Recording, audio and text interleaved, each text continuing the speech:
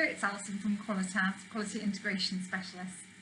So today I want to talk to you about counterfeit and fraudulent awareness. So you might have seen a case study that we posted a couple of days ago. It was on a MEP contractor who had installed a run of ductwork in a public building. It was found later that the ductwork had started to erode and was very damaged, and this then was brought to the attention of the engineer. It then transpired that the material wasn't actually the approved material or duct for the project. So it wasn't the one that the contractor had submitted and had approved. He had bought something different. So following the investigation, it then transpired that the contractor couldn't comply with the lead times because the material had to come from overseas and he couldn't find the material in time for the programme. And also, in an attempt to save costs, he found an alternative source. Now there's two issues with this. The first is this is actually a fraudulent activity because he has misrepresented the product that he was going to offer and that he submitted for approval.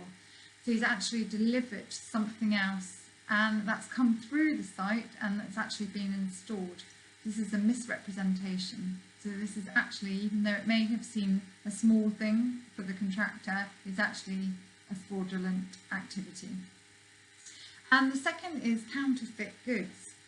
Now, without having this material verified and to ensure that it is the actual material, it could be coming from anywhere. And the problem with these ducts is, or any materials, is that now with the internet, and it's making it easier for us to copy products and to sell them and to purchase them online or in the stores, it's very difficult to tell which is the authentic product and which is a fake product, although the characteristics of each can be very, very different. For a duct, this may seem to the contractor such a small issue and nothing to even think about, but let's say that this is a fire dampener. Now, if we had this from another source who manufactured it and we couldn't verify this supplier, these ducts may not have been tested according to international or local standards, health and safety standards or requirements. And now, let's say for the future building occupants, this poses a serious threat to their well-being, because if this dampener doesn't operate correctly, because it may not have gone through that stringent testing and manufacturing process, then this could be a catastrophe. So it's really important to make sure that all the materials and products that you bring to site are actually the approved materials or have been submitted for approval before you install them on the site.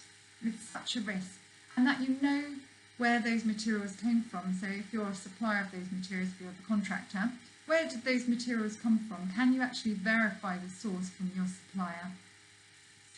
So this is really critical also for quality inspectors. They need to be really vigilant on the incoming material inspections. They need to make sure that all materials that do come through are the approved material for the product, and to be strict and refuse to accept any material that hasn't had that official submittal.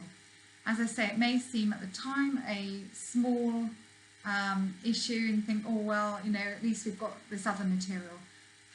But it's, it can be so critical and detrimental to the building.